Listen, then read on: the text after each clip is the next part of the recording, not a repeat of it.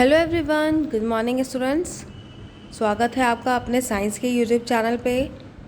Subscribe your science channel, click on the bell icon to receive the notification. So today this video is for 7th standard student. Today in this video I am going to explain the chapter number 4, heat and temperature. So students, open your book, take out your pencil.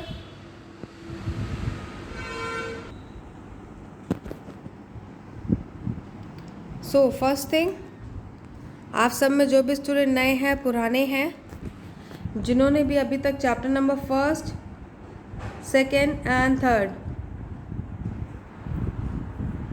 Explanation class के video class and exercise solution नहीं देखा है, ये complete नहीं किया है जिन भी बच्चों ने, क्योंकि आप सबके एग्ज़ाम्स आने वाले हैं, फर्स्ट टर्म एग्ज़ाम।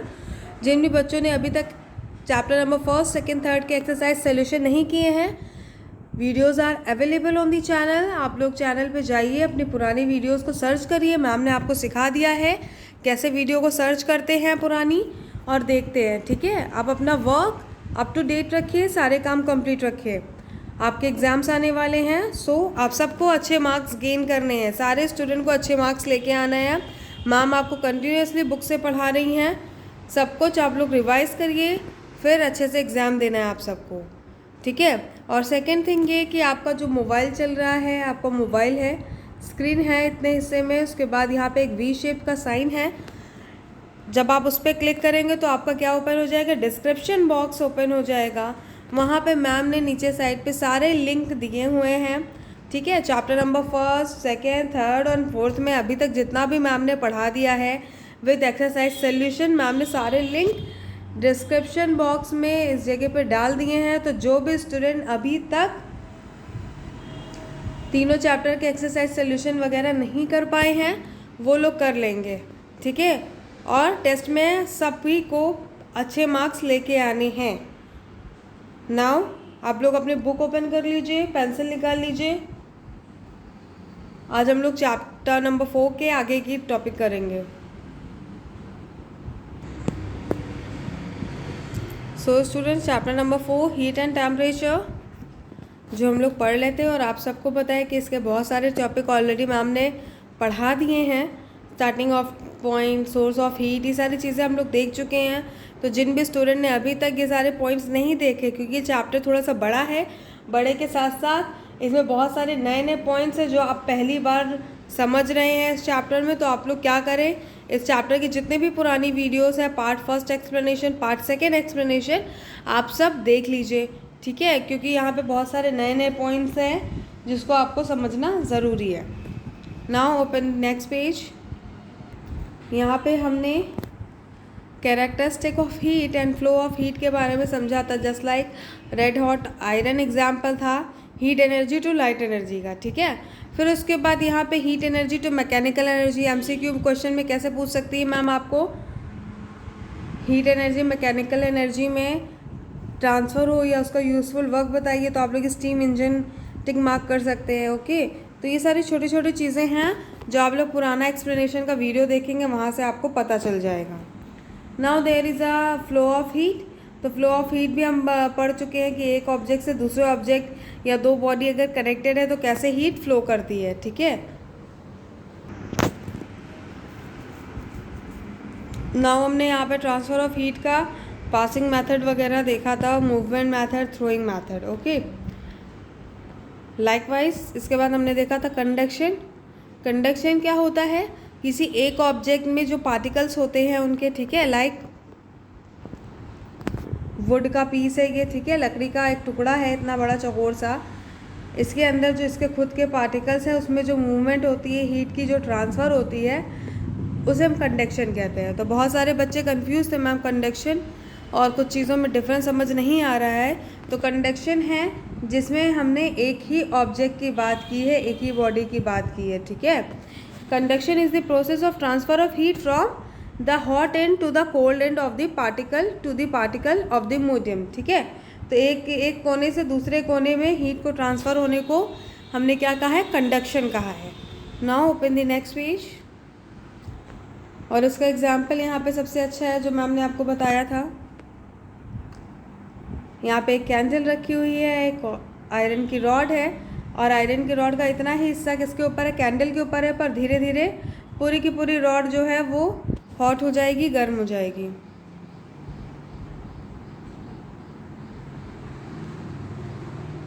फिर उसके बाद हमने यहाँ पे दो चीज़ें देखी थी, कंडक्टर एंड इंसुलेटर। तो what is conductor?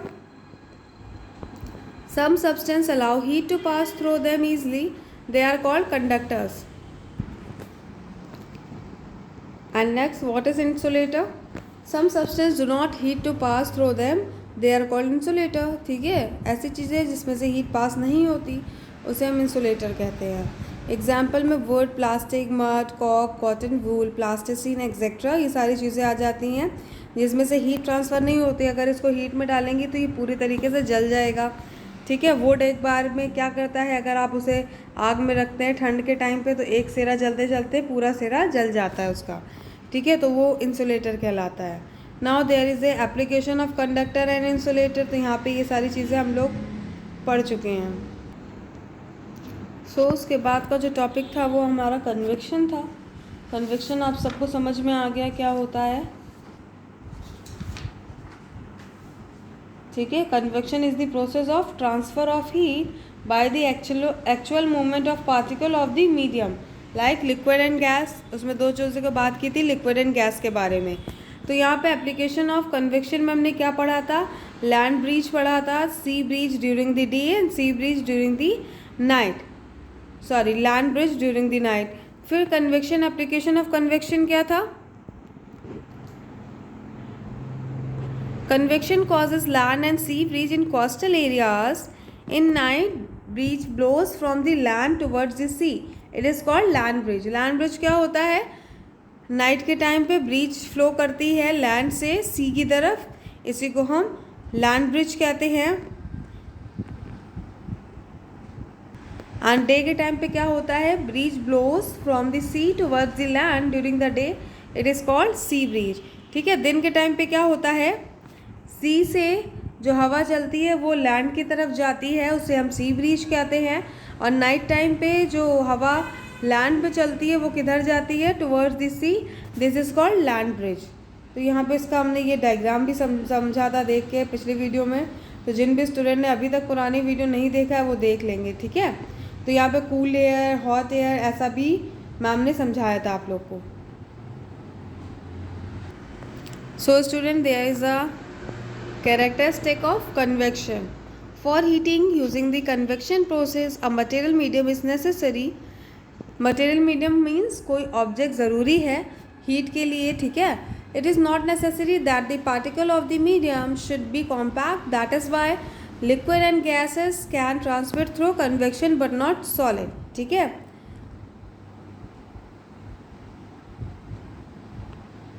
Liquid and gas जो होते हैं can transmit heat through convection, convection के थ्रू हीट ट्रांसफ़र करते हैं, और वो आपने समझ लिया कैसे होता है। The transmission of heat through convection, actual movement of particle of the medium is essential. तो यहाँ पे एक्चुअल मूवमेंट ऑफ पार्टिकल्स हो रहा है, लाइक एयर में जो पार्टिकल्स प्रेजेंट है उसके मूवमेंट्स। ठीक है, तो ये सारी चीज़ें हैं जो हम ऑलरेडी पढ़ चुके हैं। नाउ नेक्स्ट पेज में आ जाइए आप लोग। तो रेडिएशन क्या प्रोसेस थी जिसमें से हीट जो होता है वो एक ऑब्जेक्ट से दूसरे ऑब्जेक्ट में डायरेक्टली ट्रांसफ़र हो रहा था, ये हमने पढ़ा था। Radiation is the process of heat transfer in which heat passes directly from one body to other body without affecting the medium. This means that no medium is needed for heat transfer in the process of radiation. तो यहाँ पे कुछ भी नहीं चाहिए था, कोई भी मीडियम नहीं चाहिए था। इसके एग्जाम्पल्स क्या क्या थे?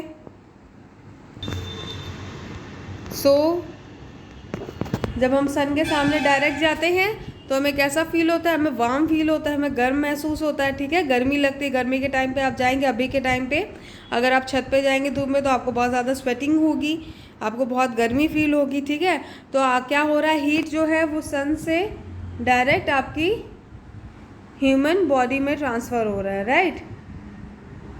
सन से डायरेक्ट बॉडी में ट्रांसफ़र हो रहा है, इसी को हम बोलेंगे रेडिएशन। ठीक है, रेडिएशन का एग्जाम्पल। नाउ हम आगे वाले टॉपिक पे आते हैं। जिन भी बच्चों ने अभी तक पुराने वीडियोस को नहीं देखा है वो लोग देख लेंगे, ठीक है। आप लोग पुराने वीडियोस को देखिए और रिवीजन स्टार्ट कर रखिए। आप लोग फर्स्ट सेकंड थर्ड चैप्टर का रिवीजन कंटिन्यूसली आप लोग स्टार्ट रखिए। और सबसे अच्छी बात यह है कि आप लोग के पास पुराने वीडियो अवेलेबल है, तो आप लोग आराम से बहुत अच्छे से रिवीजन कर सकते हैं, ठीक है। आप लोग रिवीजन करिए, पुराने वीडियोस को देखिए। और आप सभी को टेस्ट में एग्ज़ाम्स में अच्छे मार्क्स लाने हैं। आप लोग घर में हैं, एक टाइम टेबल बनाइए कि आपको दिन में इतने घंटे पढ़ने हैं, 2 से 3 घंटे पढ़ना ही पढ़ना है डेली। और जब 2 आवर्स डेली आप पढ़ेंगे तो आपके मार्क्स अच्छे अपने आप ही आ जाएंगे, ठीक है।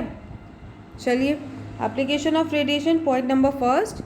The bottom part of some cooking utensil is painted black so that it can absorb more heat and the food gets cooked rapidly, ठीक है। बॉटम ऑफ यूटेंसिल काले से पेंट किया जाता है, कभी कभी ब्लैक कलर से, जिससे हमारा खाना जल्दी पक जाए, उससे ज़्यादा हीट मिले। Now second point, room heaters are provided with shiny reflectors because shiny surface reflect the and observe very little heat, ठीक है। नाउ कैरेक्टरिस्टिक ऑफ रेडिएशन क्या है? Radiation does not needed any material medium to take place. यहाँ पे कोई भी material medium नहीं चाहिए, जैसा कि आप देख चुके हैं। डायरेक्ट एक ऑब्जेक्ट से दूसरे ऑब्जेक्ट पे हीट क्या होती है? डायरेक्टली ट्रांसफ़र होती है। It can pass through vacuum also, तो वैक्यूम से भी हीट ट्रांसफ़र होती है in the radiation. Summer and winter cloth, we wear different clothes in different climates. You are aware that in summer you like to wear light color, thin and cotton made or mixed cotton, ठीक है। Cloth, तो आप लोग summer में कैसे कपड़े पहनते हैं? लाइट कपड़े पहनते हैं, लाइक प्योर कॉटन के, क्योंकि उसमें क्या होता है, जो आपका स्वेटिंग होता है आराम से सोक्ड हो जाता है और आपको ज़्यादा गर्मी नहीं लगती। It is so because they keep your body cool. They do not absorb heat. They allow air to pass through, thus keeping your body cool. In winter में आप कैसे कपड़े पहनते हैं? जैकेट पहनते हैं, जिससे आपके अंदर क्या हो सके? कोल्ड ना जा सके। In winter you wear woolen cloth. These clothes have air trapped in them. Because of this, body heat is not allowed to go out and cold air is not allowed inside. Therefore, we feel warm. तो ये सारे कपड़े दिए हुए clothes we wear in different season. तो हमारे India में जो है, अगर यूपी की बात करें तो यहाँ पे बहुत अलग अलग सीज़न आते हैं, 6 तरह के सीज़न आते हैं, विंटर, समर, रेनी, ठीक है। बहुत सारे सीजन्स आते हैं और सारे सीजन्स के लिए अलग अलग तरह के क्लोथ्स बनाए गए हैं। अगर रेनी सीज़न की बात की जाए तो रेन कोट है, ठीक है। रेन कोट नायलॉन के बने होते हैं। तो यहाँ पे अलग अलग क्लोथ्स अलग अलग मटेरियल से बनाए जाते हैं। अगर आप नायलॉन के क्लोथ गर्मी में पहन लेंगे तो आपको बहुत ज़्यादा स्वेटिंग होगी, राइट। तो ऐसे करके अलग अलग टाइम के लिए, अलग अलग सीज़न के लिए अलग अलग तरह के क्लोथ्स बनाए गए हैं। नाउ हम आज के नए टॉपिक में आते हैं, जो है हमारा टेम्परेचर। टेम्परेचर क्या होता है ये आप सबको पता है। जब आपको गर्म ठंड लगती है, फीवर फील होता है, राइट, तो आपको टेम्परेचर बॉडी का लिया जाता है। तो यहाँ पे हम लोग ये कुछ नया सीखेंगे। We come across hot and cold object in our daily life. We use words like chill, warm, hot, cold, lukewarm etcetera. ठीक है, तो आप लोग डेली देखते हैं कि कोई चीज़ अगर ठंडी है फ्रिज में रखी है तो वो चिल है, कोल्ड है या वार्म है. आपने वार्म वाटर लिया हुआ है या आप गैस के पास गए हैं तो कोई चीज़ रखी हुई है दैट इज़ वार्म. हॉट है, कोल्ड है, तो ये सारी चीज़ें आप डेली फील करते हैं अपने घरों में. And ice cube is cold while water from a geyser is hot. Right, आपकी जो आइस क्यूब है फ्रीज़र में रखी होती है वो कैसी होती है, बहुत ही ठंडी होती है, जिसे आप बहुत देर तक हाथ में भी नहीं पकड़ सकते.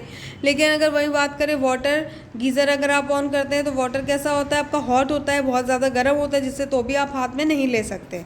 दिस इज़ वो किस पे डिपेंड होता है, क्योंकि टेम्परेचर, आइस क्यूब का टेम्परेचर क्या है, बहुत ही ज़्यादा कम है, बहुत ही ज़्यादा लो है, इसलिए आप उसको बहुत देर तक हाथ में नहीं पकड़ सकते.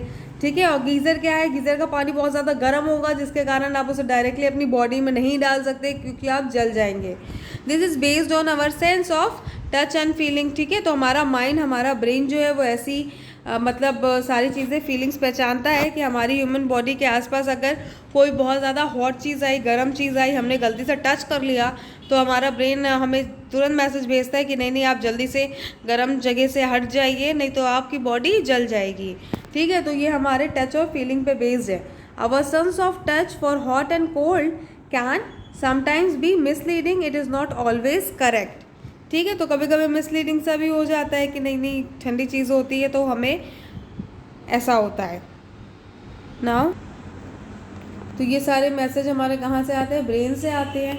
Now as our sense of touch is not accurate and reliable we use the term temperature. ठीक है, तो हमें किसी को बॉडी को छू के नहीं बता सकते ना कि उसको कितना डिग्री फीवर है, राइट। तो हमें किसका, थर्मोमीटर का यूज़ करना पड़ता है उसका टेम्परेचर देखने के लिए कि इसको फीवर कितना है। तो ज़्यादा फीवर है तो टेम्परेचर मीटर जो होता है थर्मोमीटर उसमें ज़्यादा बताएगा नंबर्स। यहाँ पे हम देखेंगे temperature in science to express how hot and cold our body is. तो साइंस में क्या होता है, अगर हमें किसी चीज़ को भी बताना है कि अगर खौलता हुआ पानी है उसका टेम्परेचर कितना है, उसके हिसाब से मेज़र होता है। ठीक है, टैप वाटर है उसका टेम्परेचर कितना है, या आपने फ्रिज में पानी रखा हुआ है उसका टेम्परेचर कितना है। तो साइंस जो है वो सारे ऑब्जेक्ट को, सारी ठंडी गर्म चीज़ों को उनके टेम्परेचर से पहचानती है। ठीक है, दस temperature is a quantity which determines the degree of hotness और कोल्डनेस ऑफ अ बॉडी। तो यहाँ पे आप लोग अंडरलाइन कर लीजिए व्हाट इज़ टेम्परेचर।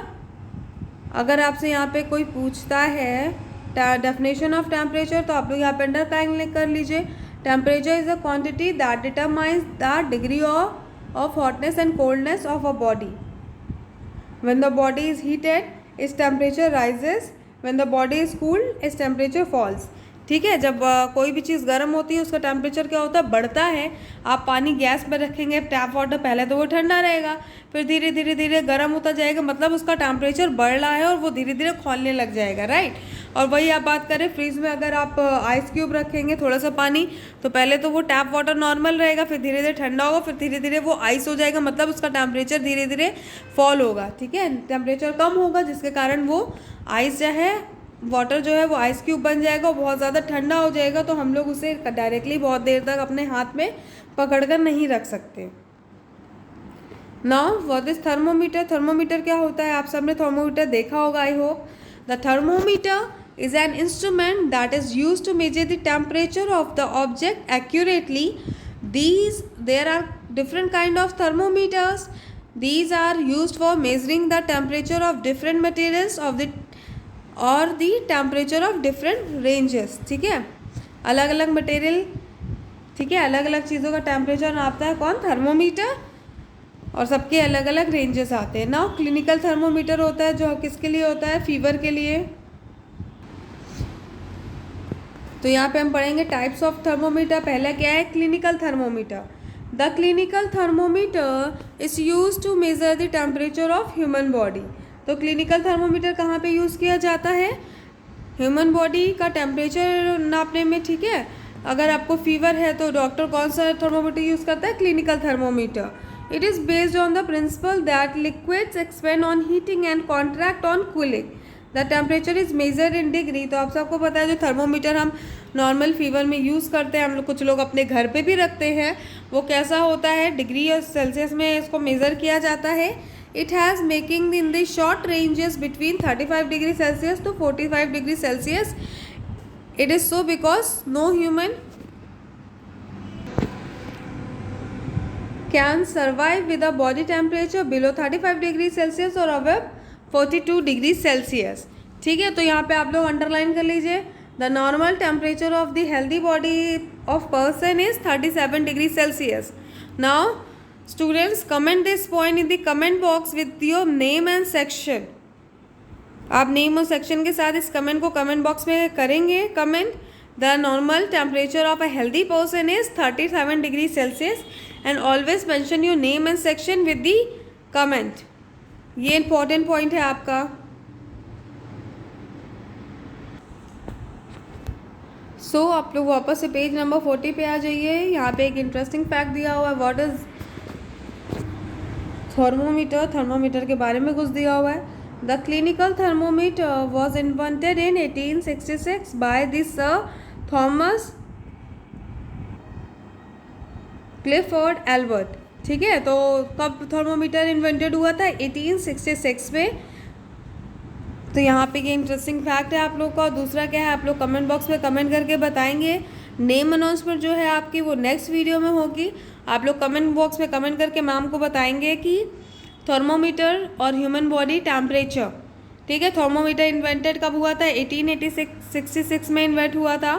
और टेम्परेचर, नॉर्मल ह्यूमन बॉडी का टेम्परेचर क्या है? 37 डिग्री सेल्सियस, जिसमें जो इंसान है वो ज़िंदा रहता है। अगर टेम्परेचर 34 से कम हो जाए या 42 से ज़्यादा हो जाए तो वो बहुत ज़्यादा रिस्क होता है। तो आप लोग ये सब कमेंट बॉक्स में कमेंट करके बताएंगे कि नॉर्मल ह्यूमन बॉडी टेम्परेचर कितना है होता है। और सेकंड चीज़ कि थर्मोमीटर जो है वो कौन से ईयर में इन्वेंट हुआ था। सो स्टूडेंट, आज की क्लास हमारी यहीं पे एंड होती है। आप लोग चैप्टर नंबर 1, 2, 3 का वर्क कंप्लीट रखेंगे, अप टू डेट रखेंगे। आप सबको अच्छे मार्क्स लेके आने हैं। एंड जितने भी आपकी चीज़ें हैं, नेम का, ठीक है, नेक्स्ट वीडियो में आपका नेम अनाउंसमेंट होगा। नाउ आज की क्लास यहीं पे एंड होती है। Thank you.